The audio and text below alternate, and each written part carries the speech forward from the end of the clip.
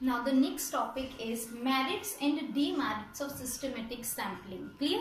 What are the merits of systematic sampling? Number one, it is a simple method. Means when we are using the systematic sampling, it is very simple to arrange the data in numerical or alphabetical order and then choose the sample. Clear? Second is no biasness. Means when we are using choosing sample according to this method, the investigator cannot be biased because it is not up to his discretion that which item will be coming on 5th or which item will be coming on 6th or alphabetical order. If we say ABCD, then he doesn't know that at 10th item which person should be there or which item should be there. Clear?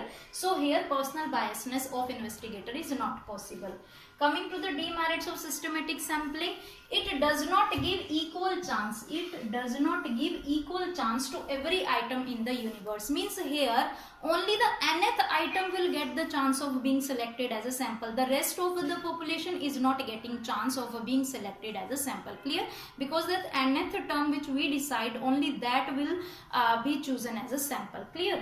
And second disadvantage is it is not useful in case of homogeneous item. Means when items are homogeneous or of similar nature. Like I give you an example, if the population items consist of the person starting from the alphabetical order, starting from the alphabet A, suppose every person in the population is naming from A, then how we can we could arrange them in alphabetical order. Clear? And similarly, if homogeneous items means all the persons are belonging from the north section of the country or the south section of the country, then how it is possible to use systematic sampling and arrange them on the basis of geographical area. Clear?